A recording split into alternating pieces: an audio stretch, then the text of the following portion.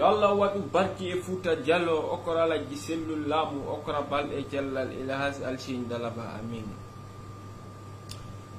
Gatto ñugur mawangal Dakar anga ngal lagine ngal joggi iɗon andi noon gerto ñugurma haray haton dinaye ngal ngal yangal aruka hendu sakko ngal wirto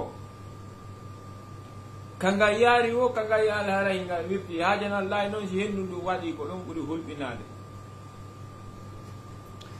ngal gerto ñugurma wanga wi wo wokki kalajo laamota ko e nder leydi lagine ndi yetotoma goɗɗum ndo sogolo fiɗa banum adama wo ko hombo yawato ko eneɓe makko ɓen mawɓe makko ɓen e yudi makko ni e wallitimo makko ɓen filmu kaka fen foti miɗo sikki yi sorti Paikoum ɓaya on e yi resor o immojo men mo kafuduɗen hawki leñol men mum leñol mum cuɓoyi leñol goɗɗum yenni leñol mum aywini leñol mum o yi ka o yalti ɗon o majji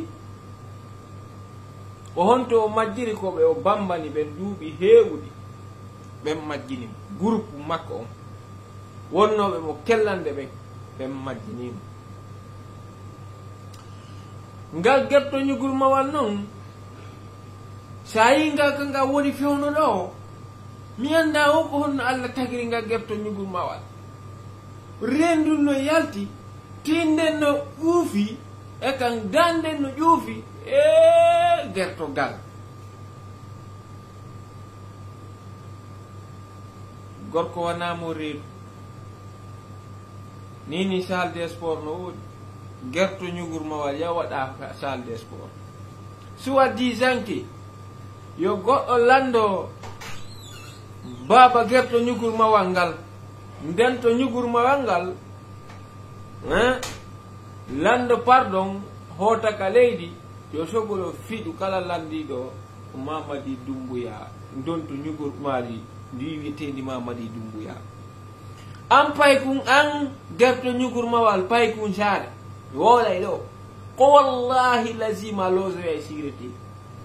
an majjiray wa Ousmane ñeeloy hino on ɗo ko woni feƴƴude kon ko yeeso mum woni feƴƴune watto wi on sutake onon yiɗuɓe ngal gerto ñugol mawal onon yiɗanɓe ngal gerto ñugol mawal o yi ko feƴƴude kon e o yeeso mon e watto ngara ɗo noon ko politique an ɓay tumo wolnade ngal gerto ñugol mawal gewnga ɓay tumo wolnade ngal gertogal ɓeygal goonga ñande wi o pawwo wata goto ar wiya ɗo wata tewto ngal gerto ñugol mawal menen gerto ko gerto tum on faami par ce que min okkoringal min gendi e ngal gerto ñugol mawal har ngal ala hay leeɓi moƴƴe min wattaningal leeɓi min hoɓaningal kaaba ngal ƴakki ngal moɗi min buganike ngal tiga ngal moɗi min buganike ngal mbahi men ngal moɗi min buganike ngal muudiri ngal moɗi ha ngal wi ko kangal ngal wi ngal yitti ngal wi ngal soppa e men ya allahu ya rabbi aya ɓurat no woto no woodi mo ɓeynta hasbunallahu wa nimal wakil menen ko on men jogiiɗi ko on men gollitirta ko on men hoolori hino on ɗo